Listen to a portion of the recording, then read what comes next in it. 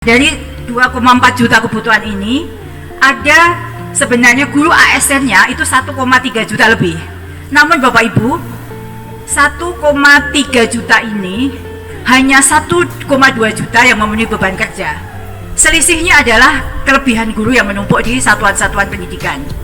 Jadi yang 1,2 juta ini sudah termasuk guru-guru yang lulus seleksi ASN P3K tahun 2021. Lalu bagaimana dengan kondisi guru non ASN kita? Itu yang ada di database kami ada 724.000.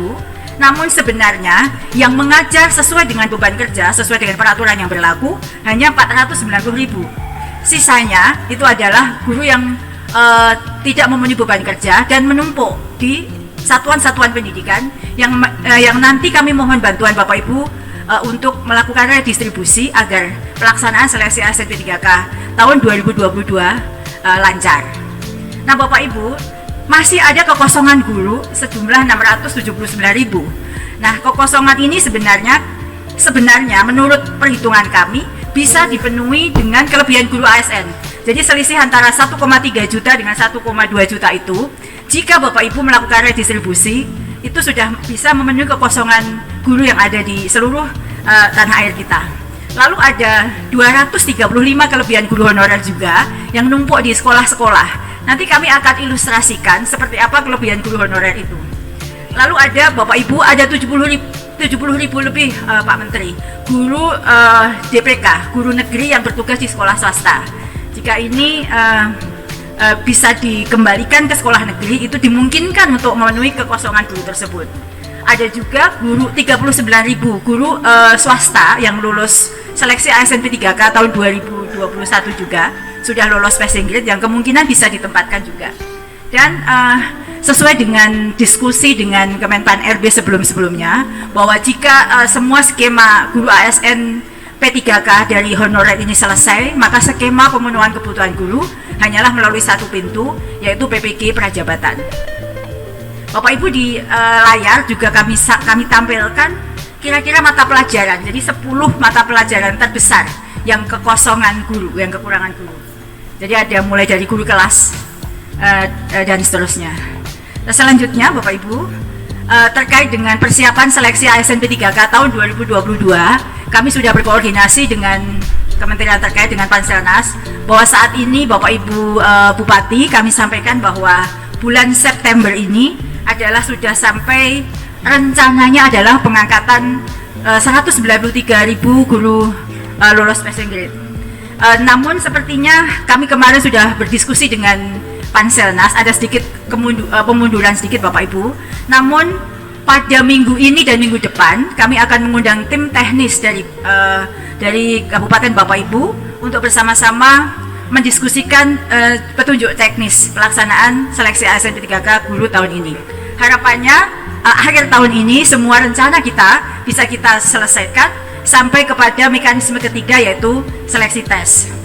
Selanjutnya kami juga berterima kasih kepada Bapak Ibu pimpinan daerah bahwa setelah kami melakukan coaching klinik pendekatan kepada kepala BKPSDM Bapak Ibu, juga kepala dinas Bapak Ibu semuanya, alhamdulillah terjadi peningkatan jumlah formasi.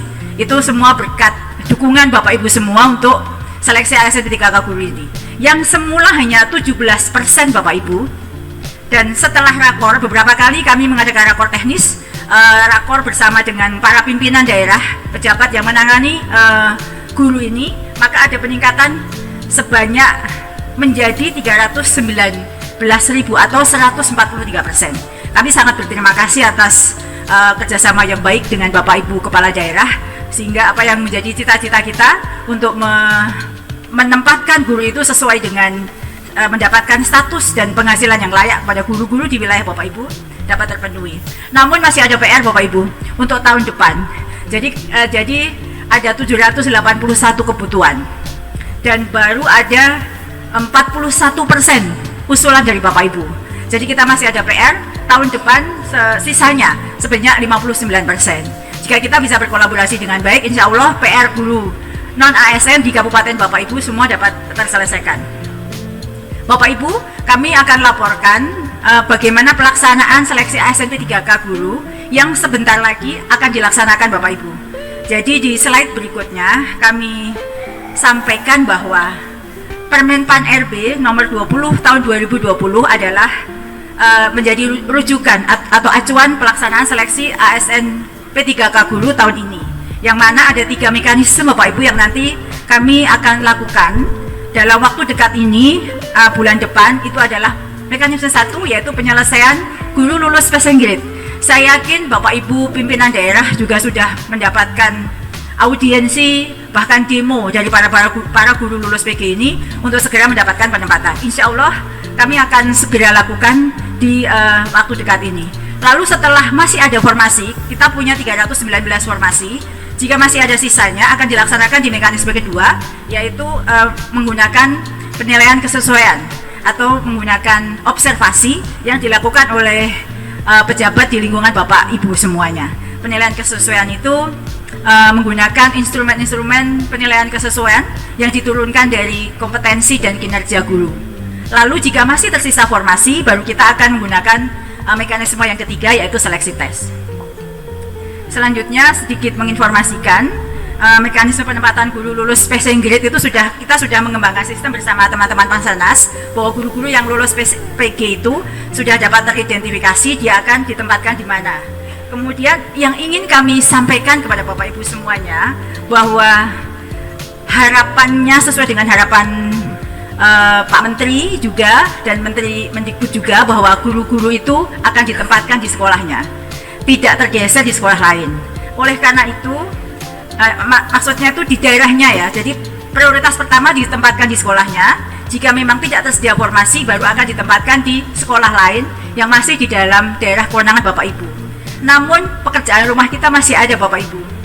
Dari 193 formasi guru lulus passing grade tadi, masih tersisa 60 ribuan guru yang belum bisa diangkat di tahun ini.